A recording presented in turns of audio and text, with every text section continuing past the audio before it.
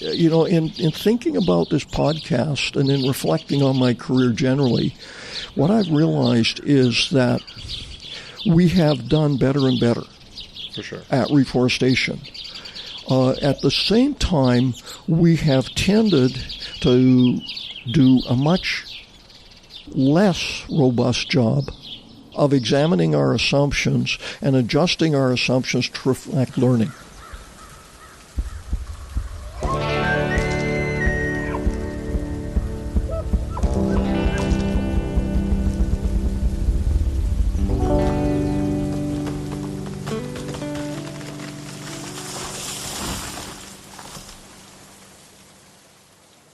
Hey folks, what's happening?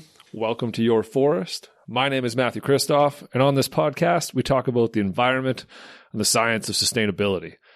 Today's episode was with Milo Mihajlovich, someone I've had on, I think, 3 or 4 times now, someone whose opinion I very much respect and look forward to talking to him every time because he's just taken the time to really understand the issues that we have in land management today and where they're coming from and the the human causes of them and the human constraints on them and just how do we get out of this issue, this problem, and come out of it on top in a better place, right? So he came on today because we're always communicating. He sends me emails telling me where I've screwed up on episodes or where I've done well, which I appreciate, Milo. Keep on doing it because it keeps me honest and it keeps me knowing when I need to readdress something, which is what today's episode is. Today's episode, we started off, the first 10 minutes was talking about the bison episode I did, which is really good. And then the rest of it is all about silviculture. And he wanted to come in and talk about the history of silviculture in Alberta, where it started, where it's been, and then we spent the last 45 minutes or so talking about the future, right? So the importance of understanding the history was so that we understand the giant leaps that we've made and the giant leaps still yet to come, right? So it's easy to look at something and say, oh, well, this doesn't include this value or this isn't well managed because of this, that, and the other thing. But without understanding it in context, what it was before, we can't really appreciate what's been done. So we spent a lot of time talking about the history of silviculture, the history of growing back the forest, and where we went wrong with, our solely timber approach or trees approach, just thinking about the trees and not other values. And by the end of this conversation, we're talking about managing for co-values. So instead of constraining forest management by, water values or recreation values or indigenous values or biodiversity values, we're actually talking about managing all these things together at once at the same time. And it's a really cool idea. And I think it's the ultimate in land management, right? It's the idea of managing the whole thing holistically, comprehensively, seeing it all at the same time rather than managing each piece individually and then managing conflicts, as they arise. Now we can do it all at once. And that's kind of where we ended up going. And talking about stakeholder involvement in forest management and just having it be the whole forest approach instead of just these us worrying about, or every stakeholder worrying about their stake and not the others, right? So it's a cool idea, and I loved it. And I think the preamble, the hour of Milo talking about the history was important to understand because it just gives us that context and appreciation for how far we've come, and then it provides some examples of how difficult what we want to do next is going to be, but how important and crucial it is, and how inevitable it is, really. So, thanks Milo for coming on to talk about this because it was just, it was perfect. I think you provided some concrete examples of how we can accomplish this next step in forestry and in land management, and how to take those first steps and how to make it happen. Right? I think we're primed and ready for this new way of doing things, and I think you provided a good opportunity for that. So hopefully anyone listening can take up this idea and move it in the right direction because I think the time is now. It's an exciting thing. So if for whatever reason you find yourself not all that engaged or interested in the very specific history of silviculture in Alberta and how we got where we are today, you can jump ahead to 56 minutes and 30 seconds, and you will be transported immediately into our conversation about the future and what's coming next. It's important to me that you definitely hear that portion, because that is, to me, what is the next stage and really exciting. So this podcast is supported by West Fraser. Without them, I would not be able to do this. So thank you, West Fraser, for your support. It is also supported by Greenlink Forestry, who's been with me since the beginning, and again, could not do this without their support. And the final sponsor is Damage Timber. They are selling damaged timber that you can put in your kitchen. Go to damagetimber.com and put in your Forest 10 at checkout for 10% off. Now, without any further messing around, here we go with Milo.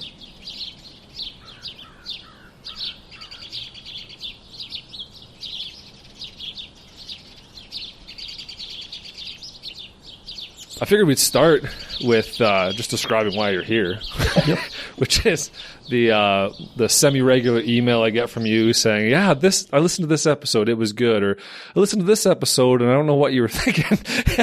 So the first one, before we get into the real reason we're here, I thought, which may actually be a more important point to make, was the comment you had about episode 83. Forgotten Icons, the one with Jason Edwards, I believe, about the bison, right? Yep. And the bison call and all that kind of thing. And so explain to me what we misrepresented there and what actually happened. I think the part I take exception to with episode 83 is that the destruction of the bison on the Great Plains was not primarily a commercial enterprise. It was primarily a military exercise. And what happened was that the United States, at the end of the Civil War, from the western boundary of the Mississippi River to the Atlantic Ocean, and from the Rocky Mountains to the Pacific Ocean, was settled. Mm-hmm. But in between those two bands of settled country were the Great Plains. And the Great Plains were dominated by a number of pretty heavy-duty indigenous people. Mm-hmm. The Comanche, who arguably were the best light cavalry the world has ever seen. The Sioux, who were undoubtedly the most warlike of the indigenous peoples in the Americas, and the Cheyenne, who were kind of friends with both. Right. So you had this very warlike, very adapted group of indigenous people who essentially had an alternate empire. Mm. And weren't prepared to surrender that empire to the United States.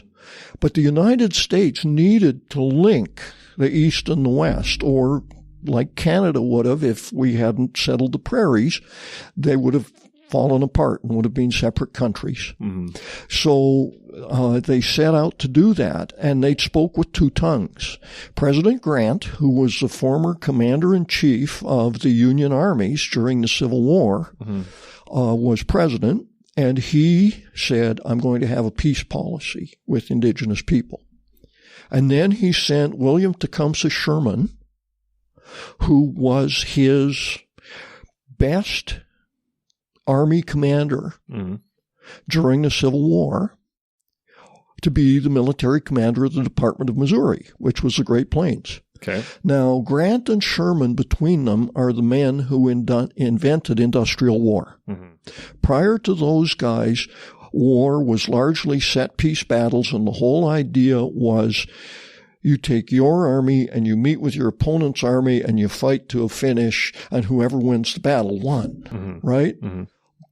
What Grant and Sherman did is they industrialized war. So they said war is not about winning battles. War is about defeating the enemy in detail.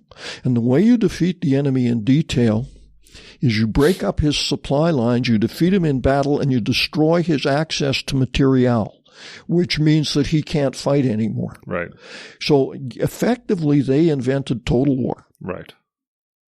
And Grant sent the guy who perfected that. I mean, I don't know if you've ever heard of Sherman's March to the Sea, but Sherman essentially attacked Georgia and cut a swath 70 miles wide across Georgia, which essentially gutted the ability of the Confederacy to produce the material they needed to fight war, and also broke up their ability to send supplies from states further south to battle in Virginia.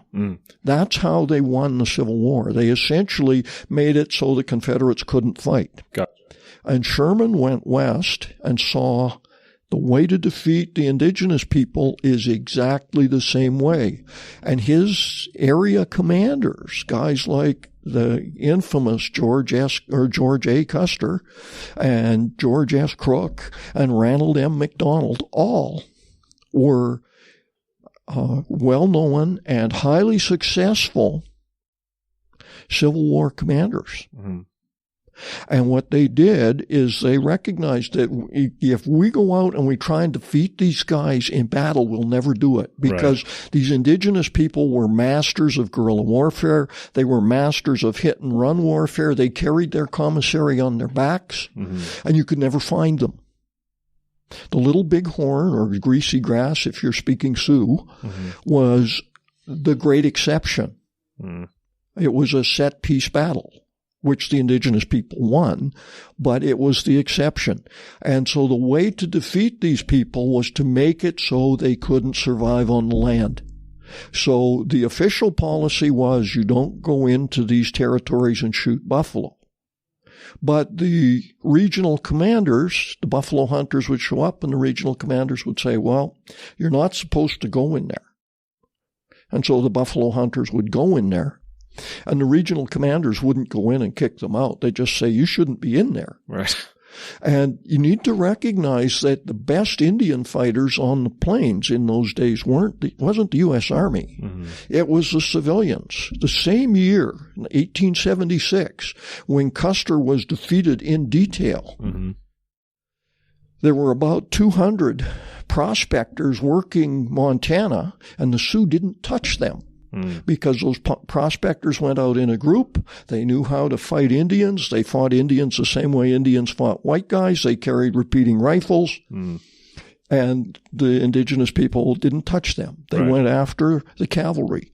But the way that the long-term outcome was decided was once you take away the commissary, the Sioux can't fight anymore. They've got to go on the reservation and take flour and beef or they starve.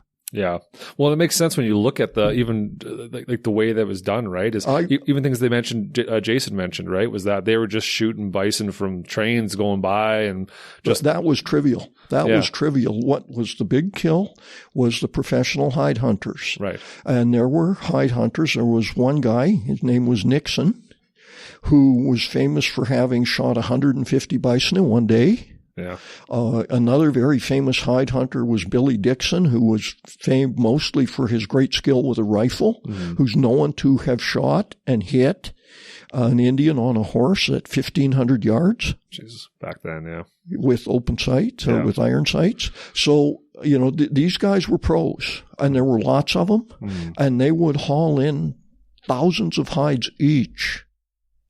And then the hides would be shipped east and tanned and made into belting to run machines in the industrial heartland of the United States. But it wasn't that the hides were special. It was just that was a way to enable the hunt. Right. And that was something big that I missed for sure, because I was confused during that whole podcast, being like, why would they just go out and shoot 500 and only take 50 hides or whatever, right? No, they took the hides. And it was interesting but like when you pointed that out, I was like, oh, right, that totally makes sense. That was the time when you know what I mean? There's a couple of really good books that I'd recommend. The one I'd recommend the most is The Lance and the Shield by Robert M. Utley. Okay. It's a biography of Sitting Bull. And another one that I would recommend very highly, and I can't remember the name of the author, is the biography of Crazy Horse. Right. Okay. And what those authors do, these are fairly recent histories. Utley dates back to the 1980s. The Crazy Horse book dates back to about 2005. But they have a revisionist view of history, and they put forward that the kill of the bison was a military exercise because you couldn't really put settlers on the plains until you depopulated it. Yeah, because that makes sense. Those people were fierce. You didn't want to get caught by the Sioux or the Comanche, and they were good fighters, and candidly, they were very well equipped. Yeah. When you look at there was an archaeological study of the Little Bighorn battlefield, and from that study, it's estimated that the Sioux had several hundred repeating rifles. So they understood the tools appropriate to what they did. Yeah. Yeah. So, yeah, it's important to note for sure because it's important because like the whole for me to not include that or to not know that. I'm not going to blame myself, but I will say that it's important to note these things because otherwise you just have this whitewashing of history where you're missing half the information. And the most important thing is that this is how the Native Americans, the indigenous folks were defeated. It was just. Yeah. It was brutal. Yeah. It was absolute brutal. It was essentially genocidal warfare with ethnic cleansing. Yeah. To use the modern description. Oh, yeah. Yeah. Yeah. No, it's horrific. But but I appreciate you pointing that out because it's obviously a glaring hole in that episode. And it needs to be pointed out for sure. So, no, I appreciate that. So, thank you. You're welcome. That was good. And I'll have to look back at those. I know you mentioned the books in the email. I'll have to go back and read those just to get more of an education on it. I would really recommend it. Yeah, I will, for sure. Yep. So the reason we're here, which is the reason that this podcast is about, right? About forest management and improving it and making it better, including better values and all this kind of stuff. You had brought up the episode 69, Grind and Pound, talking with what was his name now? Wilson Schillis. That's right. I believe. He's a tree planter. I was basically just asking him what it was like to be a tree planter. And we talked about little things. And I made a comment, and you can go ahead from here. What did I say? What did I misrepresent? You left me with the implication that you thought regeneration standards had really come into place in the 1990s. Right.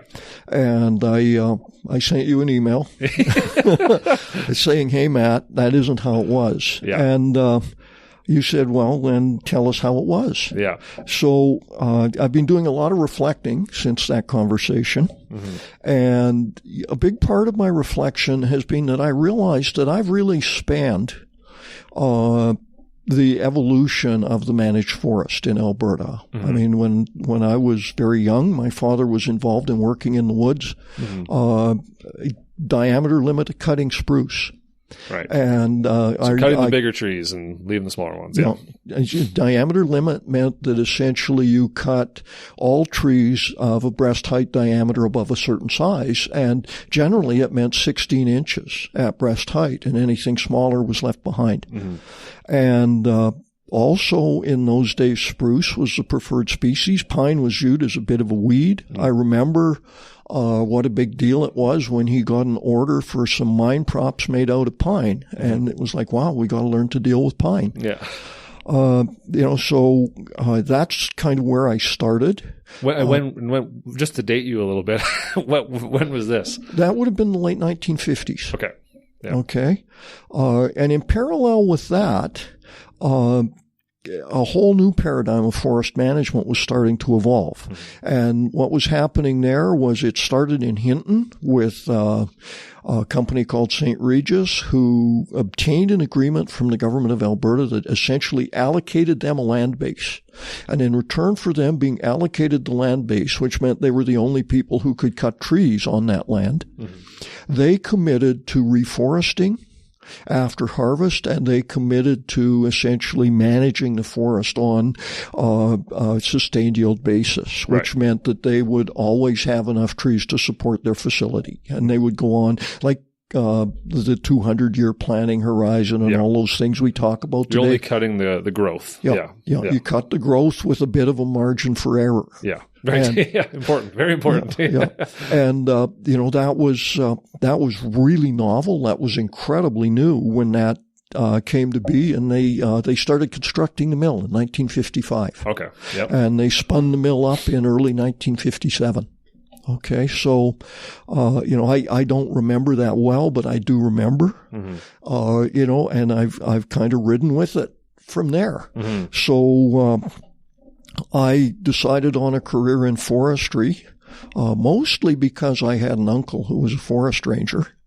And I really liked what I saw him doing, the fact that he got to be out in the woods every day and get paid for it, and somebody bought his gas. Yeah. Pretty good deal. Yeah. So I decided to go into forestry, and he talked me into the professional stream rather than the technical stream, right. even though he was in the technical stream. Mm-hmm. So by the early 1970s, I was looking at forestry as a profession, and Hinton had proven a success, so there were more forest management agreements being negotiated, a couple in Grand Prairie, one with a company called North Canadian Forest Industries, which became Canfor, right. and the other with Procter & Gamble, who were later bought out by Weyerhaeuser. So those were sort of the initial forest management agreements in the province. They were doing really interesting stuff. And there was a recognition that this model worked. Mm-hmm. So by the early 1960s, the Provincial Forest Management Agency, Alberta Forest Service, who was part of the Department of Lands and Forests, set out to implement sustained yield forestry across the entire forest land base. Okay. So there were a number of pieces to that. The first piece was better forest inventory. The first forest inventory in Alberta was done in the 50s, and it was very, very coarse. Yeah. It was strictly a photo inventory, mm-hmm. and it was done with World War II airplanes and pretty crude cameras. Yeah. So they moved to what they called a Phase 2 inventory, which involved a lot of ground truthing, get a handle on what the growing stock is, mm-hmm. and then do that sustained yield calculation. Mm-hmm. And the sustained yield calculation generally assumed a 100-year or 120-year, 80 to 120-year interval, depending on species, mm-hmm. Geographic location, and the type of site you were on. Yeah. And you calculate how much grows, mm-hmm. and then you say, okay, what we'll do is we'll cut the growth. Mm-hmm. Again, less that margin for loss to fire and, land base erosion and, all these other mm-hmm. factors that diminish the forest over time. Yeah. And what they did is they did those allocations based on volume. So they would have a forest management unit identified mm-hmm. Geographically, and within that management unit there would be a certain level of harvest that could be sustained, and then they would allocate that harvest to a number of different operators, but it was a volume allocation. And Alberta Forest Service told people where to cut. So okay. They'd say, okay, you're going over here. Right. And cutting in this area. Mm-hmm. And before the cut happened, we would do a detailed forest inventory, so a cruise where we did a 1% sample, and we got a much better handle on the volume so we could actually plan up the harvest. Gotcha. And, at that time, we were still counting largely on natural regeneration as the primary reforestation practice. And this is when? This is what, round? This would be like it that came in 1966. Yeah. And I first got involved with it in 1972. Okay. And so what we would do is we'd say, natural seeding is going to take care of most of these, but we'll supplemental seed some. Yeah. And so what we would do is we would lay out those rectangular openings. Right. And if you look at the rectangular openings on an air photo or an old map, you'll see that they tend to be long on the north-south axis and narrow on the east-west axis. And what that was is so that the prevailing winds would blow seeds out of the uncut stand into the cutover area and seed it and reforest it. So you have natural seeding just by the design of the cut block. Yeah. That's right. And of course, putting this incredibly anthropogenic footprint on the landscape. Oh, your checkerboard's not normal in nature? Only if you're a checker. Yeah. So, or a chess piece. Yeah. But in parallel with that, we were pretty confident that we had made an order of magnitude step away from diameter limit cutting. Right. We dismissed diameter limit cutting as high grading because we said all those spruce trees are the same age and we're just cutting down the best ones. Mm-hmm. And, we're doing so much better now. We're clear cutting. That imitates fire. And then we're reforesting. And so it'll be like nature. Yeah. And, in thinking about this podcast and in reflecting on my career generally, what I've realized is that we have done better and better. For sure. At reforestation. Mm-hmm. At the same time, we have tended to do a much less robust job of examining our assumptions and adjusting our assumptions to reflect learning. Right. So, just as an example, at diameter limit cutting, I was out last week walking through some diameter limit harvested stands that were diameter limit harvested in the late 1960s, and they're now supporting spruce that are like 24 to 30 inches on the butt. Yeah. And those were the runts that were left behind. And what it was is they weren't runts. They were younger. Right. We didn't understand that those spruce stands were, in fact, moving toward being an all-age forest. Right. And where that came from is that at the time we were making all these assumptions, the dominant theory of ecological community development was succession. Yeah. A guy called Odom was the god of ecology, plant ecology, and he believed in deterministic succession.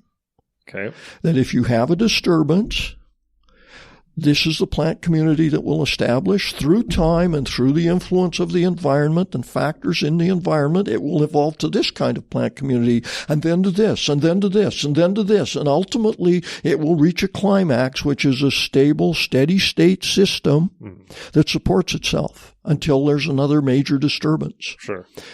What that did is it completely ignored stochasticity. It completely ignored randomness. It completely ignored differences in the starting condition.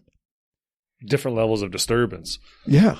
All of that. All of that. So do you think he almost assumed that it was like disturbance was a blank slate kind of thing? Well, we assumed that harvesting equaled fire and that we would get back, and we aged the bigger trees. When we did those inventories, we'd increment bore them at breast height, and we'd add 15 years, and we'd say, by golly, they're 120 years old. So that means if we plant trees on this site in 120 years, this is what will be back here. Right.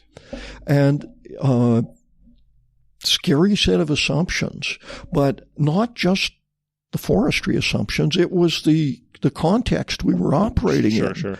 We all thought that way. Well, the ecologists, that was the prevailing science of the day. This is how forests succeed. And we were wearing blinkers 30 centimeters long, so we didn't look over to anthropology and hear Hank Lewis talking about, hey, indigenous people made the forest the way it is through frequent burning. Yeah. We tended to look past low-intensity fire because that made it really complicated.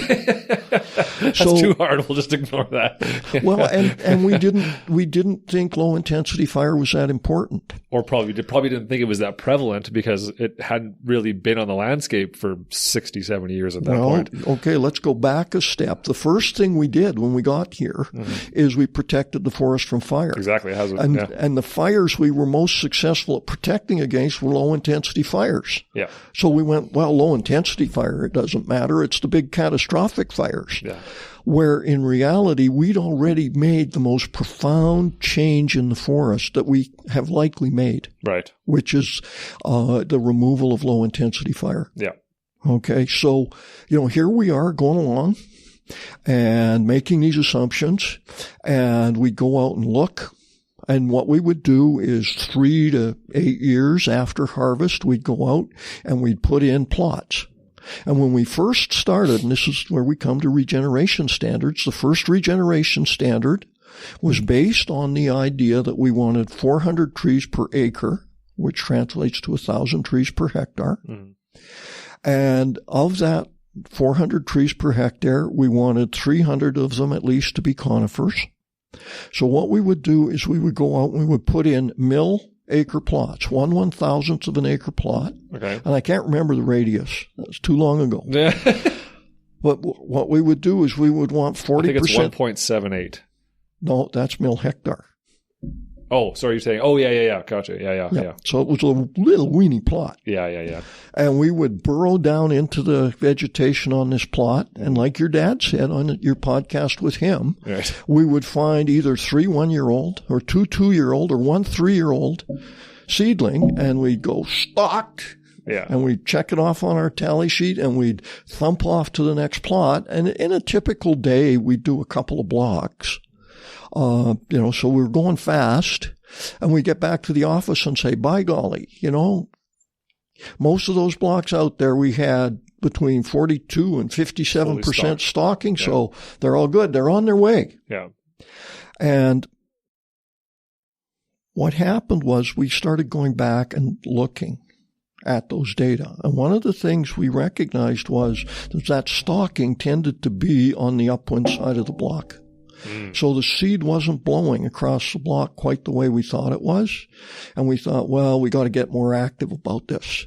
So we started scarifying. And what scarification was removing competing vegetation, removing duff, so that we had a duff, which is basically organic decomposed matter on the forest floor, interface of the duff with the mineral soil, that is the sort of the base forest floor. And we wanted to put seeds at that interface. So we would scarify, and we used a number of hellacious implements. And frequently overdid the scarification because we didn't basically ripping the hell out of the we didn't understand the very, very fragile nature of forest soils and how shallow they are. Right. So, we used some big plows, and we used blades with teeth on them, and we used rippers pulled behind cats. And then what we would do is we would go out and we would seed. And, I came in to forestry and into reforestation right at the peak of that era. Okay.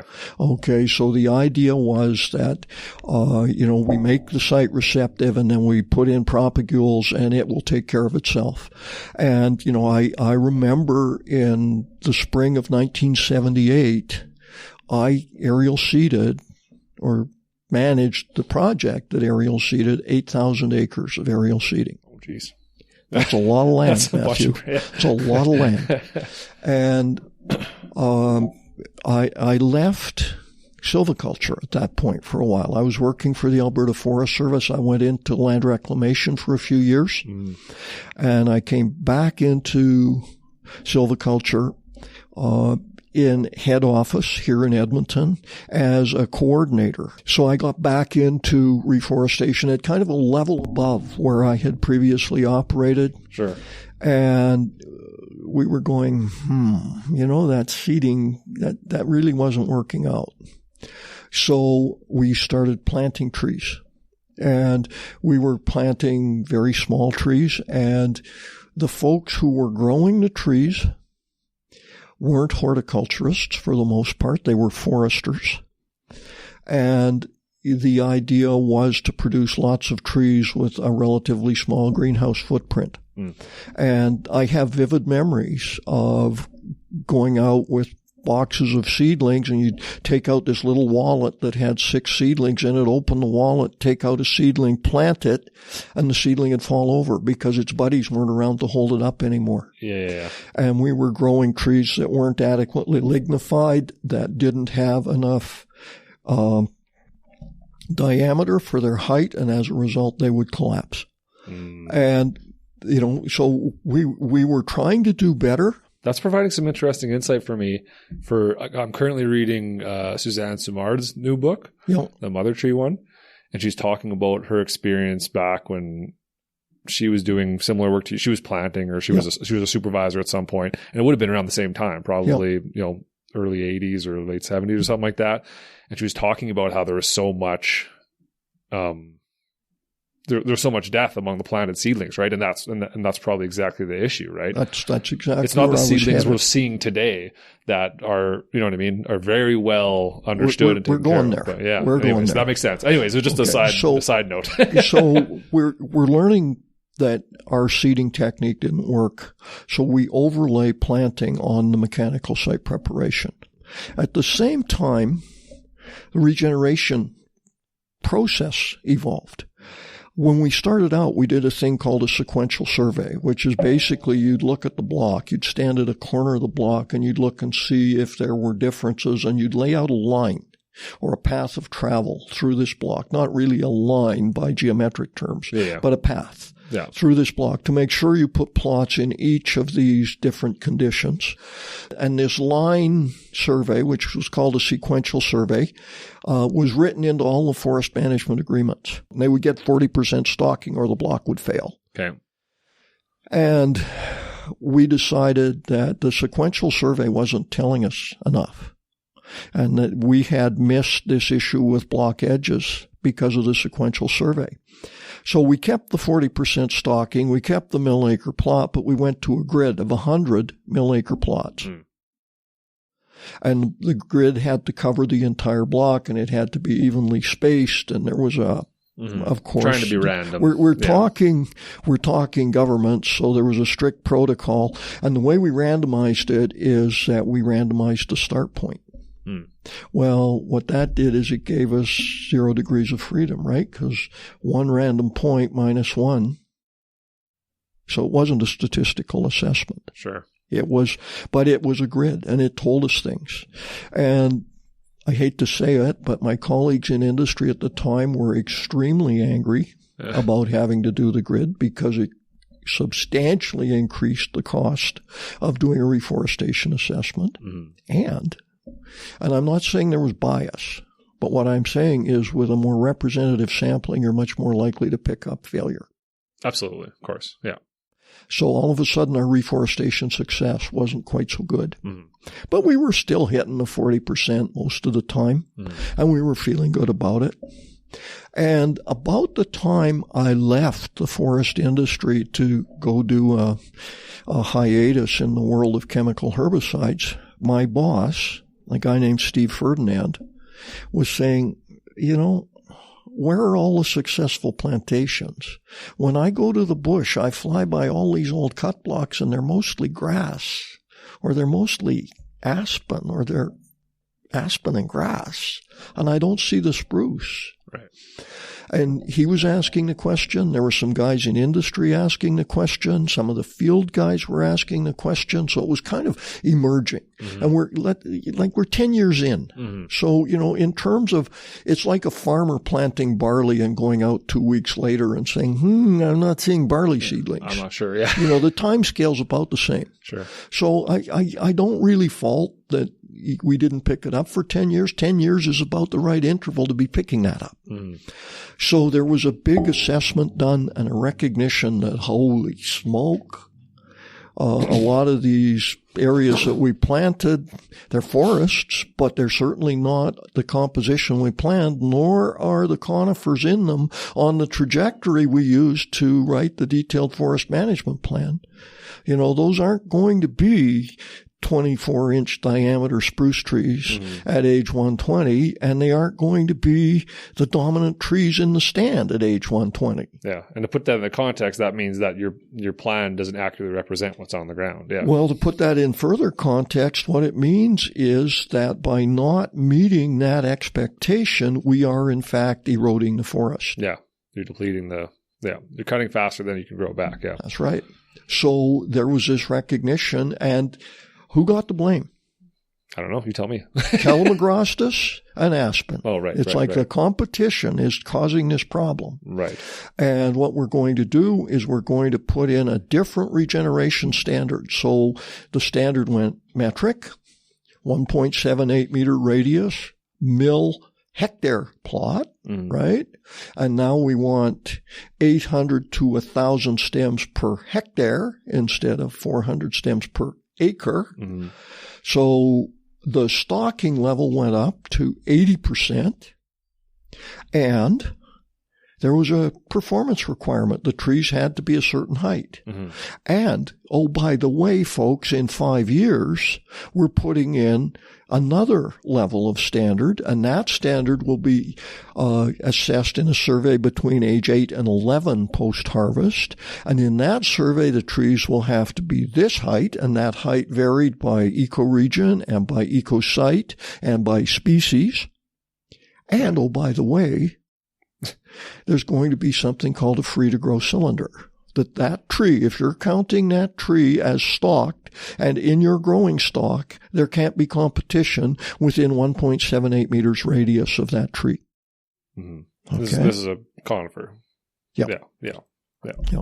Well, aspen too. Oh. Yeah. So it was, oh my word. It's an interesting competition view of the forest. Yeah.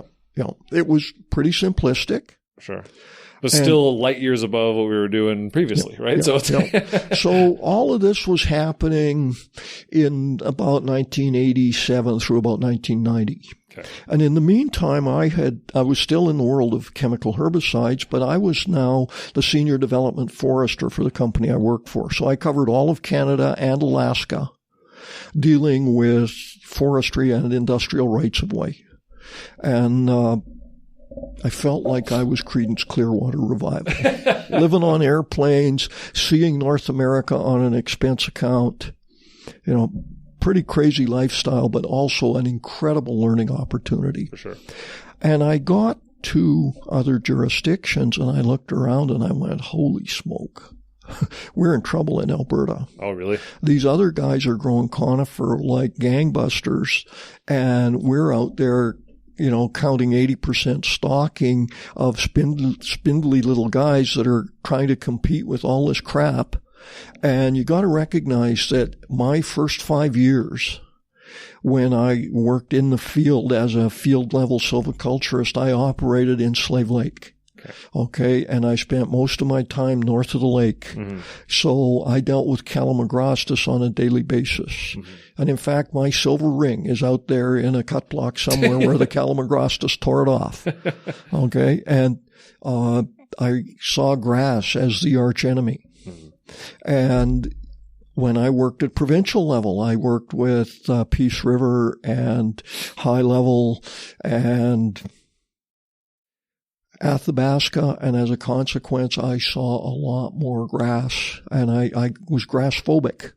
And part of that, let's go back now, we've excluded fire, or at least low intensity fire. And we say harvest emulates high intensity fire, so we cut the trees down, we scuff things up, we plant trees.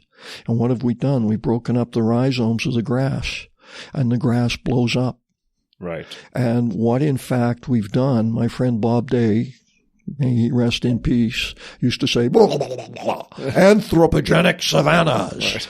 And he was right. I mean, it was overstated, it was bombastic, but the reality was what we had done is we had done probably more for the grass than we had for the conifer. Right. And as a consequence, we would create particularly on fresh to moist sites that were medium to rich nutrient regime, we would create disc climax stands of Calamagrostis. Now, a disc climax is a climax, an ecosystem climax, using that old succession theory that I talked about, self-sustaining plant community that's created by human intervention. And it's different than what would be on that site if natural succession had rolled along as it would. Yeah. So I was pretty phobic about grass. And I decided to get back into forestry. I was really enjoying working in forestry, but I felt a need to be grounded. I felt a need to be part of forestry as opposed to the guy from outside offering advice. So I went to work here in Alberta and I started helping people with stand tending. And one of the things I recognized very quickly was that as we had evolved our regen standards, we had also evolved our forest industry, and we had the most utilization of aspen of any province in Canada. And it was going into pulp mills, it was going into OSB plants, and people were using aspen. And we were with aspen as farmers were with wild oats. And what I mean by that is we fought aspen for so long as a competitor that we thought, oh, we'll just cut it down, it'll just come back bombers. Well, on certain sites and on certain aspects and under certain conditions, absolutely. But if you cut it down when the ground is wet and it's not frozen, it doesn't come back for crap. If you cut it down on a medium to rich site that's fresh to moist, what do you get? You get grass with scattered aspen, and the moose go, oh, bedding and browse. I'm hanging here. And as a consequence, our aspen reforestation strategies were, to be charitable, developmental. And now in parallel with that, we've got this new free-to-grow standard, right? Yeah.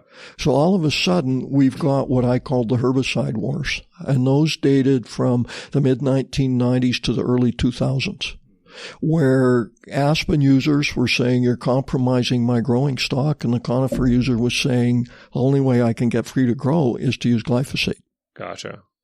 And, and there wasn't a lot of how can we make this work for each other. There was a lot of sitting at diagonally opposite corners of the table and hissing at each other. Right. And part of it was that the aspen was allocated to one user and the conifer to another. Yeah. So nobody had a stake in a both crops, right, so to speak. Right. So, here we are with that free-to-grow regen standard and all these complexities, and like I say, the 100 plots, and we put in the 100 plots for establishment. Are trees there? Check the box. Yes, they are. Go back in whatever, anything from 6 to 9 years. Check the performance. And put in another 100 plots and check another box that, yeah, the trees are here, and a third box, the trees are free to grow. Mm-hmm. And in parallel with that, Fish and Wildlife and the guys managing wildlife have always struggled with us, okay? Because we have made this assumption, and it started early when I was first in university. It took until I was probably 3 years out of university to realize sustained yield multiple use was 4 words. I thought it was 1 word, sustained yield multiple use. Right. So in other words, if we sustain the trees, everything else will come back and it'll all be good. Right.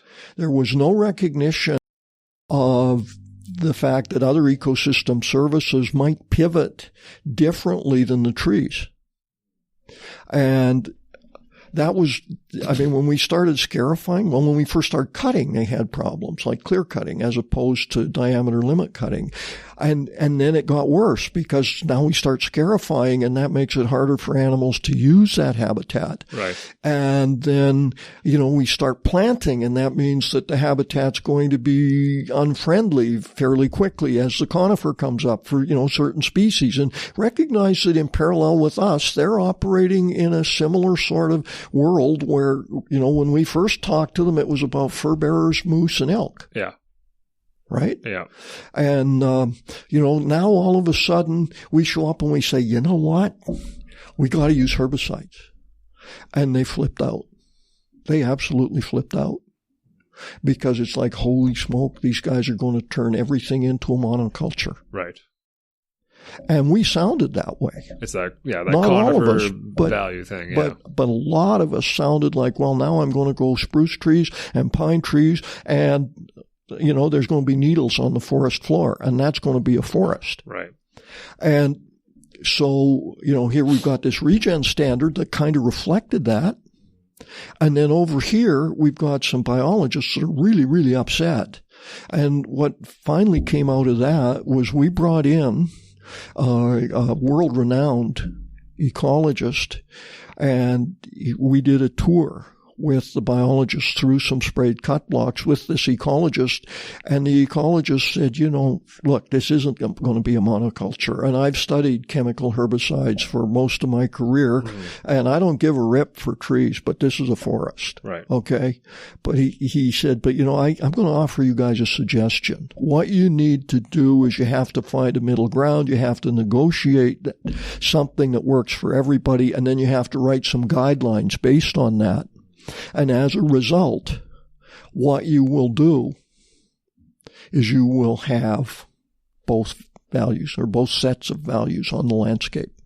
That was incredibly good advice, and he actually helped us write the guidelines.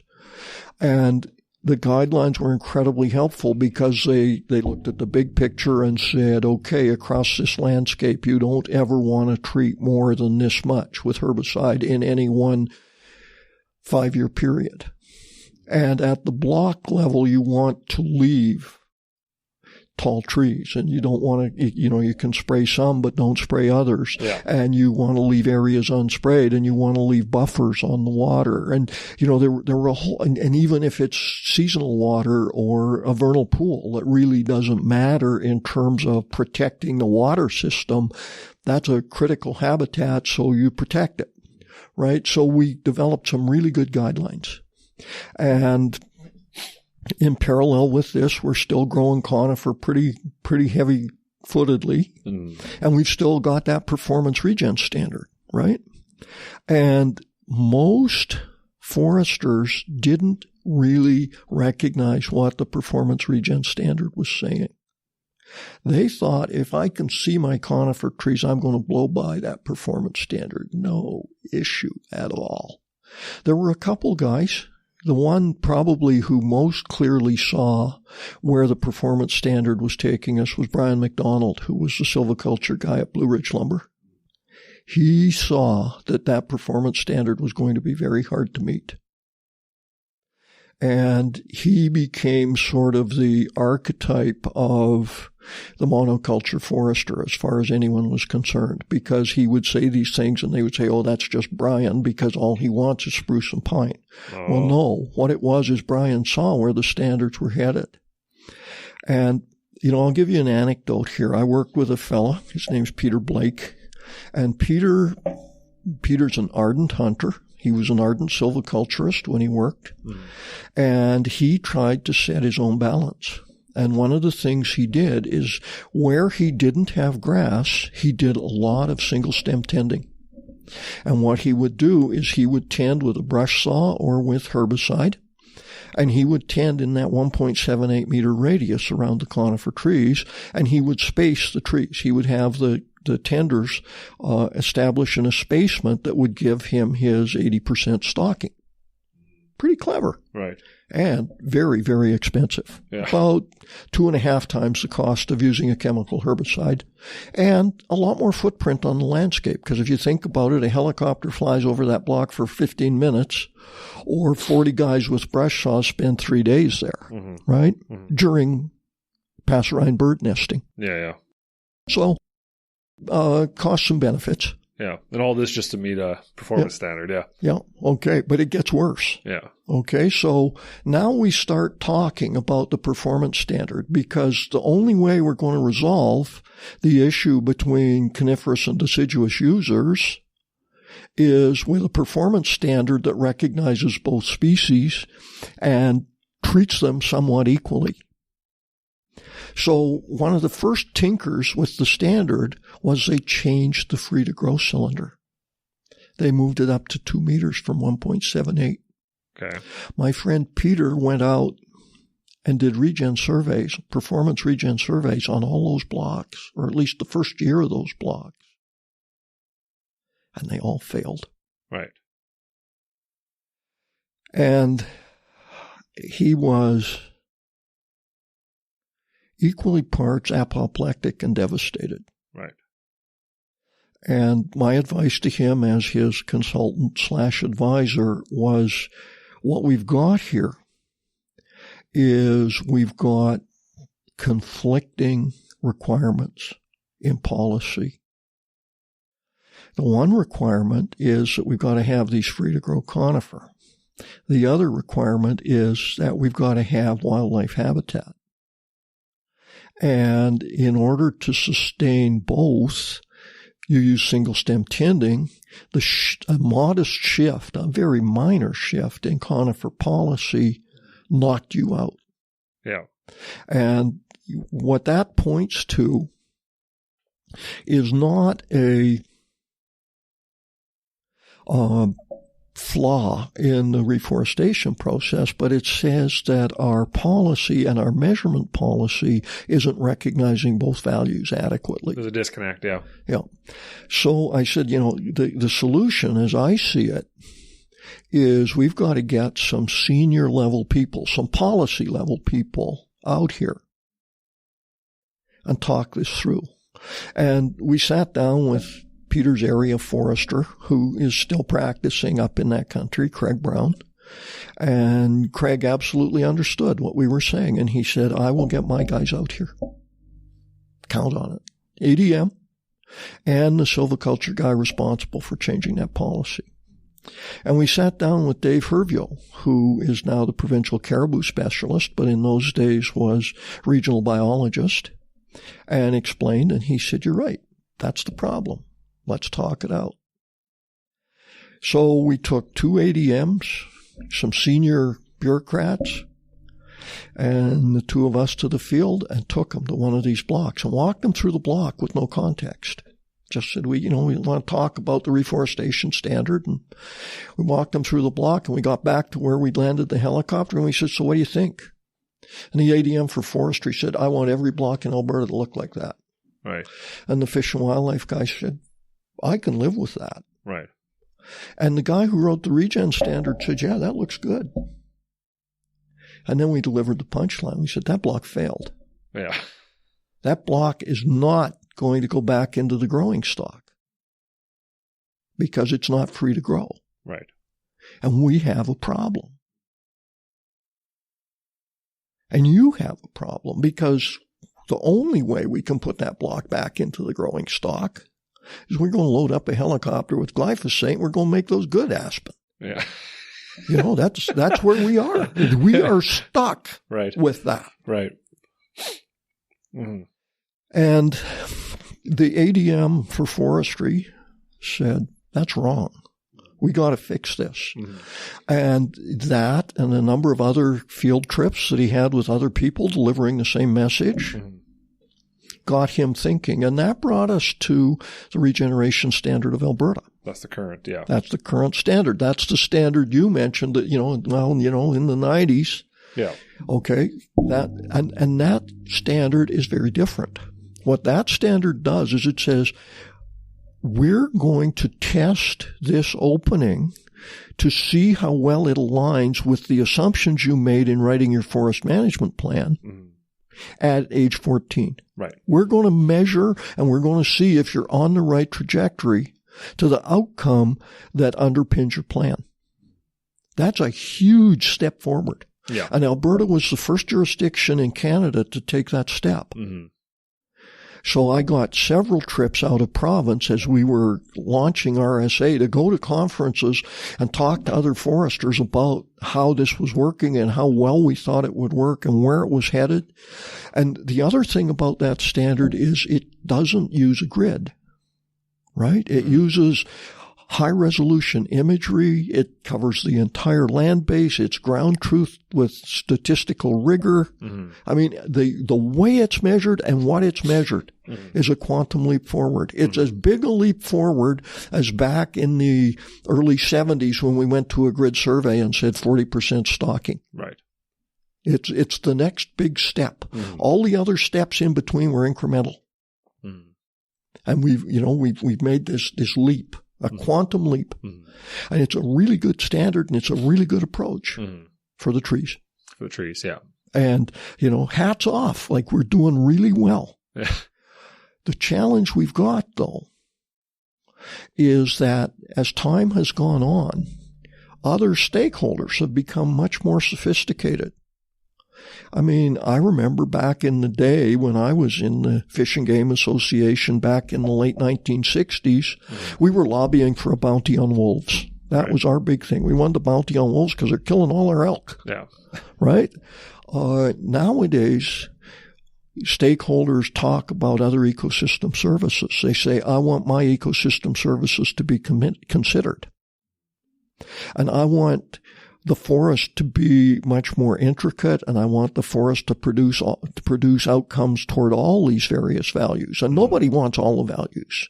Just like Dan Harrison told you, the moose guys want moose and the bear guys want Everyone bears. has their bias, and the berry pickers want berries and the indigenous people want moose and medicinal plants. Yeah. So nobody's kind of looking at the big view and telling us, well, we're comfortable with the big view. They're advocating for a specific outcome. But it's incumbent on us, if we're going to call ourselves the manager of the forest, that we have to think about those things. Yeah. So what have we done? We've said, well, we've got this great system and we've got all these assumptions and we're going to maintain the forest. And we've moved away from sustained yield multiple use, where we say, okay, we're if we get the trees, everything else is good. What we've gone to is what I view as an incremental step, which is the coarse filter approach, where we say, okay, what features or aspects of the forest provide the necessities that underpin these other ecosystem services. So, coarse woody debris, retention, variability in height structure, variability in light transmission, variations in composition, all of those things, we talk about those as coarse filters. And if we can sustain those as part of harvesting and renewing the forest, we're going to have these other values. Okay?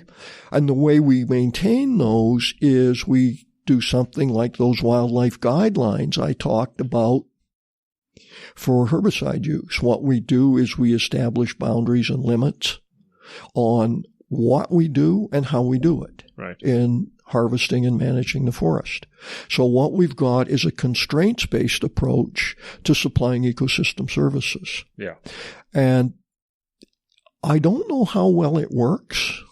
I suspect the Alberta Biodiversity Monitoring Institute at some point will be able to tell us a little bit about how well that works. But it's going to take some time, and it's going to take some pretty clever thinking on analysis. And in the meantime, we've got people talking about emulating natural disturbance regimes and so on and so forth. But are we really emulating natural disturbance? I don't know, because where I'm at with all that is that what we thought was natural disturbance was actually indigenous fire stick management interrupted by a disease wave that took a whole bunch of indigenous people off the landscape before we got here. And then when we got here, we said, we're going to protect the forest. Yeah. So what we've got is a forest that's an artifact of a whole bunch of different anthropogenic impacts. And I'm not saying that's good or bad. I'm just saying it is what it is. Yeah. Fact. But what I'm really concerned about is that we really aren't measuring ecosystem services. We're not looking at that supply. What we're doing is we're saying, well, if we do what we're doing, we'll get it. Or we've got other folks saying, well, you've got to maintain old growth. And you've got a certain level of old growth. You need a certain level of old growth on the landscape. You need a certain level of this, a certain level of that. And it's all about really constraints, and it's a couple of incremental steps away from multiple use. Well, I feel like we're constraining because we don't know, right? We're constraining because, okay, well, this is something we're worried about. Let's just constrain that, stay away from it. Hopefully that'll take care of itself while we continue to do what we do. I agree. Yeah. I agree. And I think we're putting ourselves at serious risk with that approach. Okay. And there are a number of reasons I think we're at serious risk. One thing is that I think that we still don't really understand the dynamics of how forests achieve the volumes that we harvest, and especially mixed woods. Okay.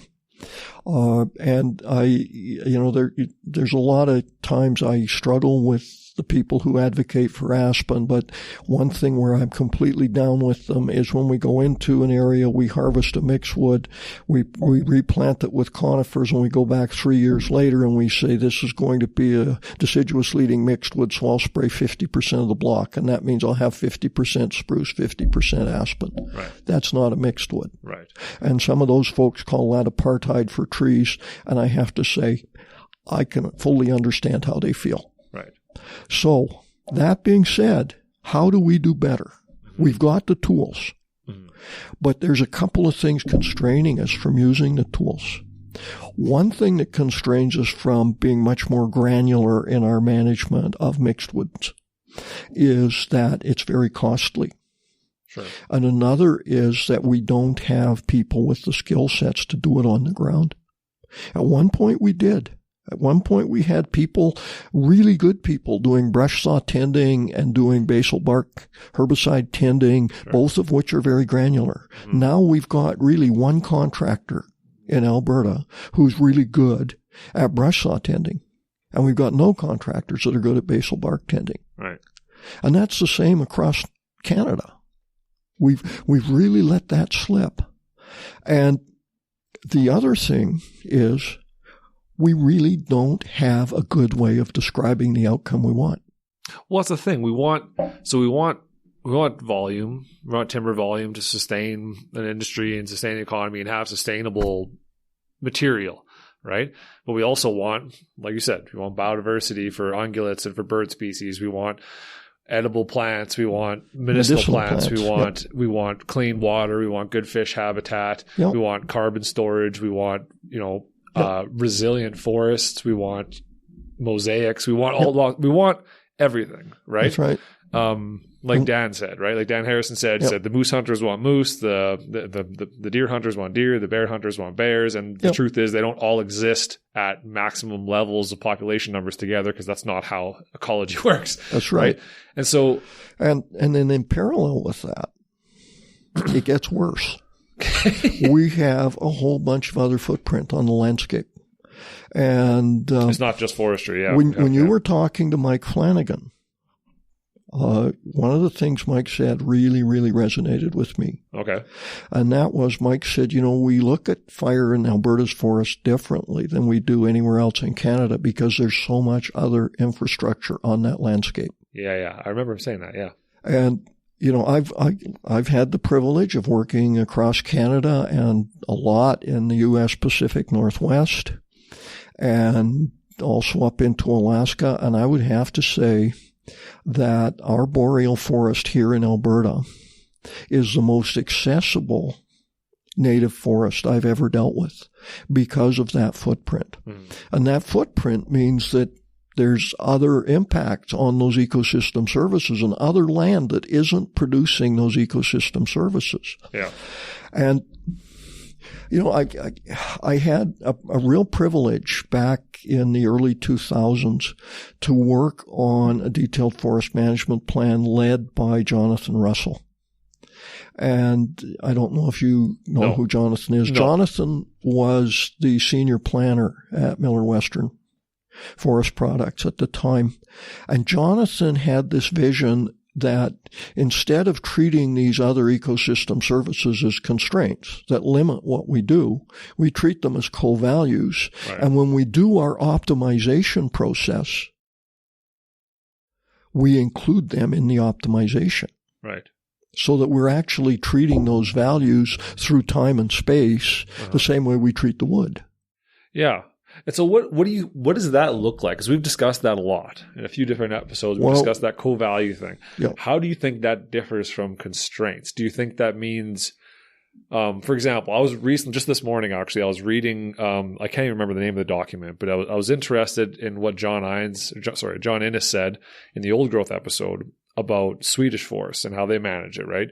And so I was reading through their thing, and they had an interesting difference in that there's more freedom by companies to do what they need to do to accomplish whatever they need to accomplish. However, there's a much heavier stakeholder component in the management. I think it looks a couple of ways, Matt. Yeah. So what does it look like? I think that the first thing is, and recognize even the current regeneration standard couldn't have happened at the start of my career. Because what enables us to do what we now do to assess outcomes is high quality image collection and computerized data manipulation and modeling. Yeah. And we didn't have those things. No. Yeah. So we've got incredible tools. Yeah. And what I'm advocating is we need to bring those tools to bear on those other values. With the same intensity, we bring those tools to bear on wood. Yeah. Okay. So that's the first thing about co-management, is that now you're modeling all the ecosystem services, not just the fiber. Right. The other thing is, and this is what you just alluded to, is stakeholder. Right. What you need to do is you need to consult and engage with stakeholders, and you need to engage with them not at the level where you sit down and say, what do you want? Not after the plan's finished. And or even before you start the plan. Yeah. What do you want? We'll put it in the plan. Right. They're involved as the plan is being built and as you iterate through this optimization exercise. Right. Because ultimately, your point about you can't have it all the time everywhere. Really? I couldn't resist. The thing is that if stakeholders are involved and see that optimization process and see that, in fact, you can't do that, they're going to be more receptive to saying, okay, well, maybe I'm going to have moose for 5 years after harvest, and then I'm going to have moose somewhere else for the next 5 years. Okay, so you help them understand that this is going to be a shifting mosaic of plant communities, not just trees, but plant communities that eventually become forests, and the associated ecosystem services. Yeah.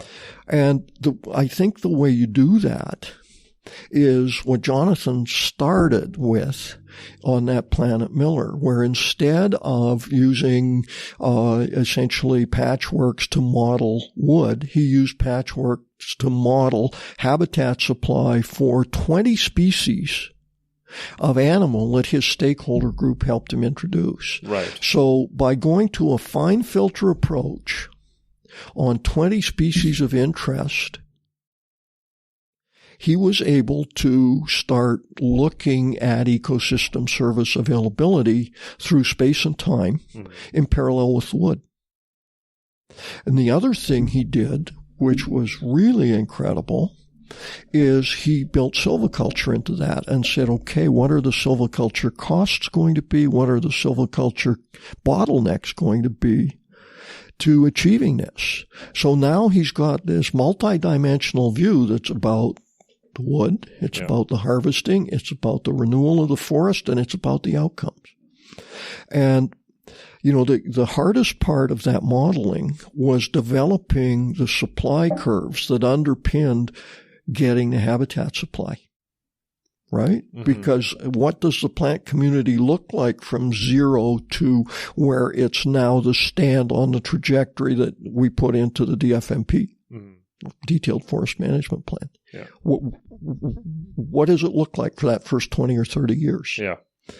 And what we did in that case is we did expert opinion workshop where we brought in a bunch of silviculture foresters, explained what we were trying to do, and they drew plant community assembly diagrams. Okay, now this is the other piece that feeds this, is if you step away from the deterministic succession, now you can talk plant community assembly.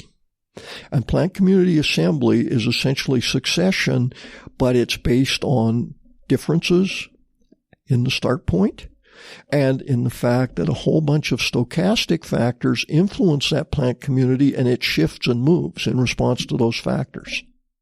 Okay. And here's one where I think we as foresters have really missed the boat. Okay.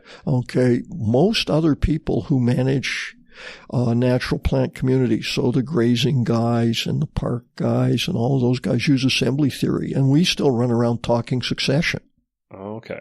Can you explain? So explain that to me one more time. I think I missed it. So I'm trying to understand the assembly portion. What assembly theory does is it says you've got a disturbance. Yeah. What propagules are available to you? Mm-hmm. What has disturbance done to the site? So what does the site look like in terms of receptivity? Yeah. And as a result, what plant community is going to start on that site? Oh, okay. Instead of just, Okay, that's the first step. But then instead of saying, well, we've got that community, so in 20 years it'll be this, and in 40 years it'll be that, and in 100 years it'll be pine trees. Making assumptions, yeah. You say, okay, what are the likely factors to impact that community? Okay. Well, one of the things that impacts our forests in a huge way is drought. Because drought is an incredibly common phenomenon throughout Alberta's forests. And when you have drought, it shifts the trajectory of that community. And if the drought happens when the community is very young, the shift in the trajectory is very different than if the forest is 20 years old. It's established, yeah.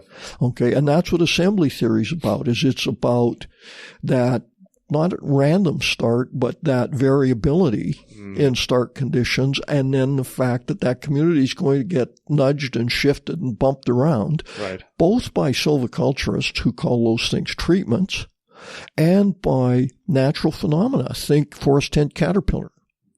I mean, I don't know how much time you've spent kind of in north central Alberta, but I mean, there's 15 to 20% aspen mortality up there as a result of 5 years of forest tent caterpillar. Yeah. And if you think about that, if that happened before white guys got here and they showed up 60 years later, they'd go, wow, look at that pure spruce stand at age 120. Yeah, completely. Yeah. Yeah. And that's because the caterpillars. Yeah. Right? Yeah. So assembly theory is a mechanism to start bringing that in. Gotcha. And so what we did is we used assembly theory to build the habitat supply model. Okay? Now, that was a really good exercise, and I was really, really excited by it.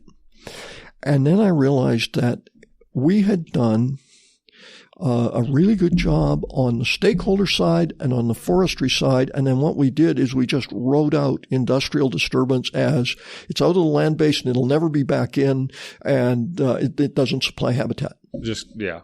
Okay? So 3 years pre-COVID, I was working with Atco Electric, and they asked me to develop a research model where they would emulate the Bramble and Burns research that looked at wildlife habitat on linear disturbance in Pennsylvania for 50 years. An incredible study. And an incredibly dated study now because of these evolutions we've spoken about. And I said, well, there's a better way. You could do habitat supply. And here's how you do it. And I explained this methodology. And so we went out and we selected a piece of right-of-way, and we collaborated with some pipeline guys and some oil sector guys and with Miller Western and Blue Ridge Lumber. And we actually modeled habitat on the right-of-way. At least we set up the models and we tested it and we saw it would work. Right. And then we sat down to brainstorm, where does it go next? How would we actually turn this into something meaningful? And we realized that what we had was a platform for collaboration. Okay, yeah. A platform where you could bring in the energy industry and the energy transmission industry and the electrical transmission industry and the forest industry and stakeholders and sit around a table and say, okay, we've got this piece of forest. Here's what it looks like today. Here's how we're thinking of disturbing it. What's the habitat on that piece of forest going to look like through time? And then the kicker, if we're all in this together and we've got caribou as an issue, the pipeline guy says, well, you know what? I can do incredible benefit for caribou by breaking up sight lines and making my pipelines hard to travel. But that's at a cost to me. Right. But me doing that is going to enable you guys to continue to do what you do. Or at least less modification of what you do. So how about you help me out with this? That's exactly, before you started this little piece of the talk, that's where my brain went. It was exactly that. I was like, I almost see like there needs to be more of an interconnectivity of all stakeholders, actual fiscal inclusion, because that's ultimately what's stopping this high view or you know what I mean, this bigger view of management from happening, is that there's there's not the money to do it, right? Not like forest companies can't afford to whatever to manage everything for everything, and there's abundant money to do it. Sure, if you take this approach. If you take this approach, and that's what I mean. So there's because everyone's they're looking after their own resource or their own interest, and not so much taking into account everything at the same time. They're looking at it, through a microscope instead of looking at the whole picture. We're missing out on opportunities here. I'm going to give you reason for optimism. Sure. Okay. So I've just described this as a conceptual approach. Yeah. Okay. About a week before the first COVID lockdown, we had a workshop at NATE. And the reason is that the NATE essentially managed the administrative aspects of this trial project. The guy who did the modeling was Stephen Yamasaki, who I have immense respect for, and who I'm sad to say is no longer a consultant and works for Quebec Ministry of Natural Resources, because access to Stephen was an incredible asset to this process. Right. And I was the gadfly making sure things got done. Anyway, NATE hosted this workshop. They've got some really good business facilitators at NATE. Okay. They teach business facilitation. Right. So they've got some people who are really good at it, and they provided the facilitation. And what we did is we brought in about 30 people, invitation only. And we specifically excluded government because government has a stake in the status quo. And we felt that government would say, you guys, this is all great. It's just airy-fairy, but the standards are. Sure. Yeah. So we wanted to talk conceptual. Yeah. What could we do? What's possible? Mm-hmm. What is the possible? If there was no constraints, what would we do to be the best managers it could be? Yeah. And then what we did is we put together little focus groups, and we made sure that we had people from all the various interest groups in our focus group. And we brought in stakeholders, several indigenous stakeholders, in fact, and we made sure one of them was in each group. Mm-hmm. And we did a one-day workshop. And what we did is the first half of the day we presented the approach. And I was really disappointed because I asked Jonathan Russell to come give our keynote, and he wouldn't. And I think that shows that he's bitter, unfortunately. Right. But set that aside. We did this. Here's the concept. Here's what it looks like. Here's what we did on right-of-ways to show you how we use these tools. And Stephen did that piece. And then the afternoon, we broke people into these focus groups, and we made the focus groups comprehensive. So a stakeholder, a pipeline guy, a power line guy, a forestry person, right? Yeah. And so we had about 5 or 6 people, and we had 5 or 6 groups, and we separated them so nobody could overhear anybody else. And we gave them questions. And they had to work through the solutions, and they not only did they do presentations, but they had to give us figures, and it was we challenged them in different ways. Right. So it wasn't always just sit down with a list of questions. Okay. And the facilitators sought to push them to conflict. Because only by identifying the conflicts could we start coming to solutions. Going And, we did that. And at 3:30, we're ready to wrap up. And we said, okay, we're going to open the floor. Yeah. And tell us what you thought. Tell us how we could do better. Give us feedback. And, there were a few people who were pretty stuck in the current paradigm because they're comfortable with it and because they've got some levers in that paradigm. Yeah. And one of the things about this approach is nobody's got levers, right? Everybody's in there working equally to solve problems. But set aside those people who are kind of caught in the current paradigm. Far and away, the bulk of the players were just absolutely pumped. Right. And, there were several players who got up and said, well, I represent, and I won't name the company, but it's the largest Canadian-owned oil company, and said, you know what? We got to make the next step. We got to pick a research area and actually do this collaborative approach you're talking about. And if you guys can pick an area, we're in. Right. We're in for 20 to 25% of the cost. Yeah. Whatever that is. Yeah. Just let us know. And, you know, Matt, that's where I see the future going. Absolutely. And I, as a forester, I'm both delighted and concerned.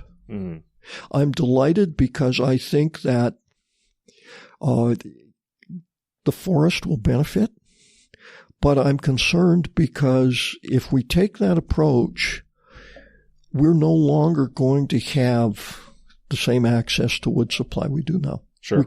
Inevitably. Yeah. Inevitably. And I think we need to recognize that and we need to get ahead of it. I agree.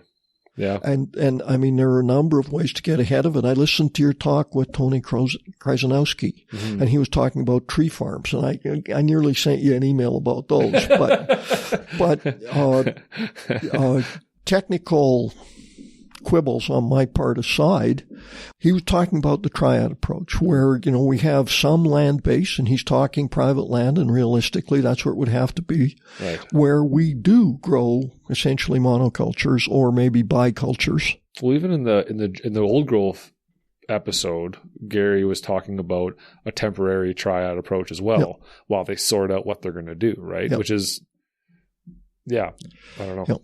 So that might be part of the solution to the challenges wood supply will face under an approach like this. But I'm heartened because I've been going along here for the last 20 years feeling like if we don't get better at stakeholder involvement. Notice I didn't say engagement, I said involvement. And we don't get better at producing a suite of ecosystem services, at some point the public's going to say, you know what? We're going to have the geographers manage our forest. Yeah, and that's kind of the concern I think that we've both discussed and put forward a few times now, right? Is that the public has the capacity to kick industry off the landscape if it deems it's not doing a good job, right? And it's not even not doing a good job. It's that we've been a little too focused. Sure. And, again, we're only now getting the tools that enable us to do that sort of management. And what we're lacking right now is the understanding of assembly theory and how we can link treatment of various features on the landscape to plant community assembly. And then the next step, which is knitting those features together so that those species assemblages work. Yeah. Well, and one thing I like about the having everybody at the same table talking about the management plan, right? As a totality, not just forest management, but the energy and everything else, is that now everyone is equally as responsible as well. Right? So instead of the NGOs standing on the side saying, you screwed this up, we're the good guys. Meanwhile, they don't have any real responsibility. They have no skin in the game. Right. Now they have to stand up and prove that the knowledge works, right? And that they have an actual application that's functional instead of just saying, we want you to do better and not having an answer for what that looks like. Now I like that what this does is it makes all values worthy, right? All values are worthy of managing for and including, but it also puts a situation where the onus isn't on the companies to do this. Now the onus is on everybody to do it together because you know what I mean? Like because the companies can't be expected to have all of the knowledge about all of these things. They need that collaboration, right? And That's right. It's an interesting, I love it. I foresee a lot of pushback against that. Not because of the fear. I think it's because of the fear of what may or may not happen with, and it volume also, amounts being cut. It puts a lot of trust in modeling. Yeah. Okay, and they're skeptics, But, if you think about it, what we've really invented, inverted commas there, is the regional plan. But what we've done is we've made it a dynamic, stakeholder-driven plan. But it's the same concept as the regional planning process, except now instead of trying to make it static, we've made it dynamic. And, I think it's a big challenge when this goes forward, and I think it will go forward. I think it is a when. Yeah, I think you're right. There's enough people know about this and are interested in it that once we're past the craziness of COVID-19, it will reemerge. But I think that the real challenge when it goes forward is that we're going to have to bring the regulators' level of comfort with this up. Well, but if everyone else is on board, the regulators don't really, you know what I mean? I mean, Matt, I told you about Jonathan Russell's plan. Sure. Right? And we took a day to explain it to a guy from ASRD who had a lot of influence. If he didn't sign the plan wouldn't get approved, right? So we took a day to kind of walk him through what we did and explain the assembly diagrams and show them the modeling process and talk about the fine filter approach versus the coarse filter approach. And, essentially devoted ourselves. And he went away saying, I'll have to think about this. And 3 days later, he phoned me up and he says, what you guys have done is you found a way to cheap out on silviculture. So don't underestimate the strength of the walls of the silos. Yeah. There's always a way to spin the narrative, right? In one way or the other. If the walls of your silo are really, really thick, all you ever see is what goes overhead. Right. Right? Yeah, no, it's definitely an issue but I don't think it changes the course of what we have to do, right? It just creates more. I think it's inevitable. I think it's inevitable. And I hate to say it because I'm an old guy, but I think old guys are the worst for that because old guys tend to look back at the heyday of their careers as when it was best. Yeah. And it's gone downhill from there. And also they tend not to keep up with new developments. And as a consequence, they're skeptical of what new tools and new techniques can give us and do for us.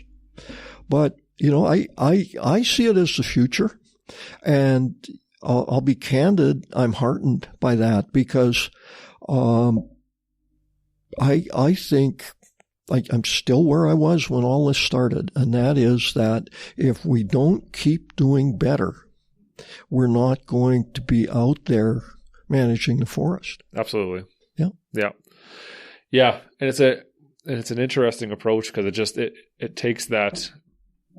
It takes us away also from the concept of managing for things to be more natural. And instead we start thinking about it as managing for our preferences, for the things that we've decided that we want actively, and including all of those things in the exact same plan, allowing them to be interactive and allowing them us to understand how they interact, right? And we accept that they change. And accept all that, right? Because now I think we still, like you talk to a lot of people and they still have the assumption that we're managing natural places, right? Like natural, like meaning like before people got here. And the truth is it's just a faulty assumption, right? And I don't think that we need to try to get back to natural. I think we just need to be able to find some balance that we agree is beneficial for as many values as possible, and try to maintain that balance, because we started with a system that was not natural, and getting back to that same unnatural system is not beneficial. that was we made two huge screw ups when we started to manage the forest, and I mentioned it earlier. The first and probably biggest screw up was we took fire right out of the system. We saw no value to fire. Right. And the second really, really big screw up is we didn't recognize the hand of man in the forest condition of the forest that we first came to. We thought these are natural forests, and all the native people did is live in skin huts eat berries and meat, when in fact they pretty actively manage the forest. And if you think about the fact that probably 70% or more of indigenous people that died before we ever got here, this was a much more populous place than we thought. Oh, yeah. And as a consequence, it was much more widely managed. Mm-hmm. The sophistication, I think it only becomes more and more evident through Western science. I mean, obviously, indigenous knowledge has known this and continues to know this and continues to tout it. But Western science is just beginning to realize the sophistication of indigenous management pre-colonization, and that was in and of itself a balanced system. It was a different way of managing because they had different values and all that kind of thing. But yeah, it wasn't a without people. That's right. System. Right? Nor was it people grubbing away at the edges and taking whatever the system would give them. No, they're fully integrated in the deep dark woods and managing it actively. And so speaking to that,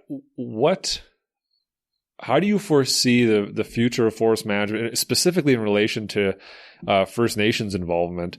And because I've had a lot of discussions, particularly the one I'm going to release, the next one I'm going to release with John Parkins, sociologist from the U of A, about community forests, and maybe the intention is not to reduce the amount of volume that like industry gets or anything like that, but change the management so that First Nations can manage that area around them for the values that they want. And inevitably they're also going to want, you know what I mean, economic returns as well. So there's been a lot of research in that realm. And I just wanted to know, I see the indigenous involvement in forest management only getting more heavily involved, and I see it only getting more integrated. And I wanted to know what you thought, because I know up until now it's been an area of conflict for sure. Well, that's one of the things I really like about the approach I just described. Right. Is the indigenous people are at the table, and they aren't managing the area 5 miles around the edge of where they live. They're involved in the decisions, but they don't have a veto either. Gotcha. It's a collaborative thing. And I think I've sat on the indigenous side of the table. I helped manage a community woodlot for an indigenous community for about 3 years. Mm. And there were a couple of things that I found absolutely hair-pulling about it. Mm. One is that the indigenous community is just like us. In fact, I told them once they were like a bunch of conservative politicians because, everybody's got an opinion and they're all fairly similar, but nobody's going to give up even 1 millimeter, so that means we can't bring things to a point. Okay? And that's not a fault of indigenous people. That's people. That's people. Yeah. That's people unless you provide a process that helps them reach an understanding. Okay? And the other thing is that I think that a lot of indigenous people are carrying an enormous amount of well-deserved resentment toward mainstream settler society because there have been some horrors perpetrated. Mm. And those horrors have resonated and continue to resonate through their culture. And, I think we need to recognize that there's going to be a bit of a pendulum effect here. Yeah. And that until things swing toward the indigenous side of the arc, mm-hmm. We're not going to be able to engage these people as completely as we would like, because the key piece of the management process I just described is trust. Yeah. You have to trust all the other participants. Absolutely. That they're dealing with you honestly and that they'll do what they say they're going to do. Yeah. And if you use those two criteria to measure our engagement with indigenous people, mm-hmm. I don't think there's a grade low enough on the report card for us to be graded. Mm-hmm. So, I think we've got to overcome that mm-hmm. before we can start actually moving towards something more collaborative. Yeah. Yeah. Absolutely. I agree. I think a lot of the misunderstanding too of what's going on from any stakeholder about any other stakeholder. You know what I mean? Like you talk to the biologists about the oil company or the oil company about the forestry company, or there's a lot of misinformation, a lot of misunderstanding of what's actually going on. All of a sudden, if we're all at the same table talking the same stuff, that misinformation kind of is going to start to disappear because now we're all talking constantly, right? And it's who also, to add to that, who do you see? Because the thing you said was you need an administrator to do these things. Who's going to do that? I think it's got to be a neutral third party. I don't think it can be a forester. Right. No, for sure not. It has to be a neutral. So who do you foresee as being the neutral? I suspect the people whose discipline is geography would be the people to lead that. People who probably had a co-discipline, geography and psychology. Okay. So that they know. So they don't need to know necessarily like more people management and. They have to understand people and they have to understand managing information about landscapes, but they don't necessarily have to have the technical expertise for the landscape components. Because they're an administrator. They're not meant to lead the conversation. They're just meant to administer. They're facilitators. Yeah. No, that makes sense. Because I think that's an important point to make. Because I think most people, or not most people, but people may assume that, okay, the administrator would be the government, but they're also a biased party that government's a stakeholder. Yeah, another stakeholder, right? So so you need, yeah. You know, Matt, the interesting thing from my perspective is I've run this up the flagpole a few times. And when I run it up the flagpole with most forest companies, I've gotten a whole bunch of reasons why it can't work. There's always going to be arguments why, right? Yeah. And when I've run it up the flagpole with energy companies or energy transmission companies, what I've got is how can we make it work? Interesting. And I think that part of it is that inherent to this is a recognition that foresters will no longer be paramount. We will have become expert stakeholders. You think there's a fear that we'll lose power or something? We'll lose control. And that's true, but that's also the point, in a way. I think it better reflects the reality of the world we live in. Yeah. I mean, like I keep telling you, I'm trying harder and harder to be retired. One of my great regrets about flattening out that glide slope into real retirement is that I won't be around to be part of this. Right. But I also think it's not fair for me to want to be around because I'm too vested and too part of how we got where we are today. True. And it's got to be people like you and people of the generation behind you who take this forward because you don't have the same personal investment. So you can invest yourself in the new, in where this is going.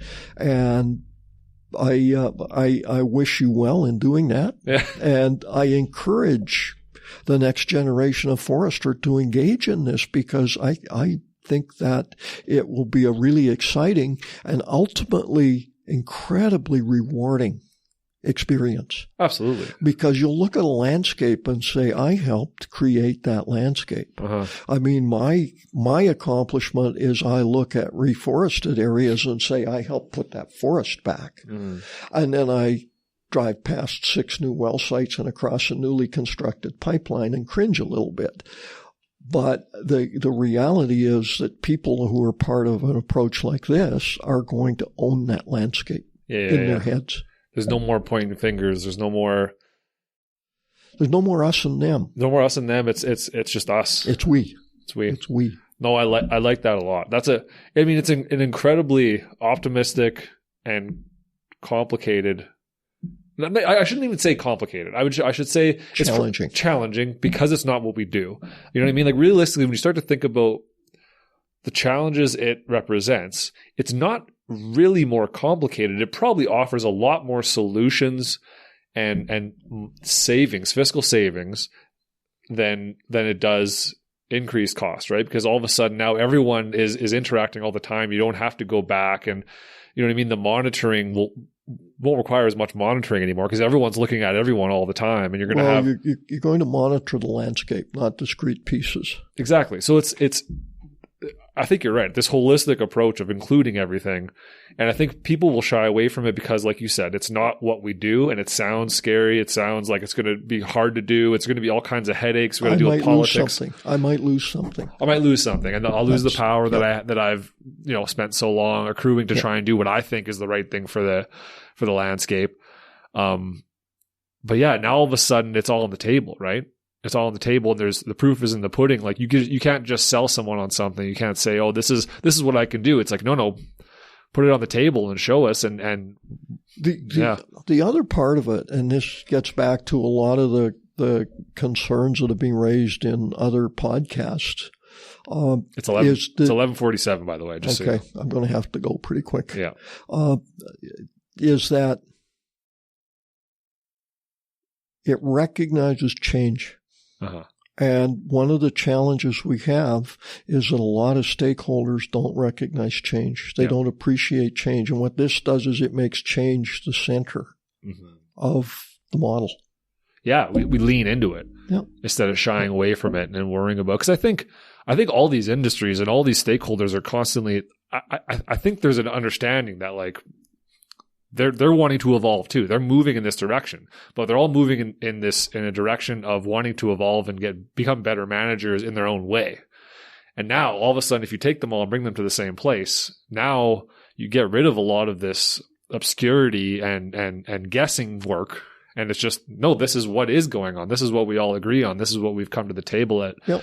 And I see so much opportunity there to do better in every single way possible. Yeah. And I hope it's something that's attainable. I think it is. I think that it's going to take a lot of learning. Mm-hmm. It's going to take personal growth on the part of a lot of participants. Taking the ego aside, that's for sure. That's the biggest thing. Yeah, putting the ego in a bucket's a hard thing to do. Uh-huh. And it's going to take some faith.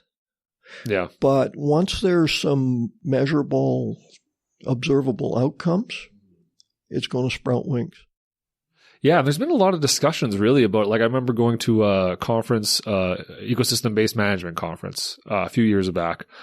And I did a couple episodes with it too. One was with David Anderson, and there was another gentleman, I forget his name, but it would have been the one I released right before the David Anderson one. And I remember this is what we were discussing, right? All the stakeholders were there, and this is what we were discussing. How do we do this, right?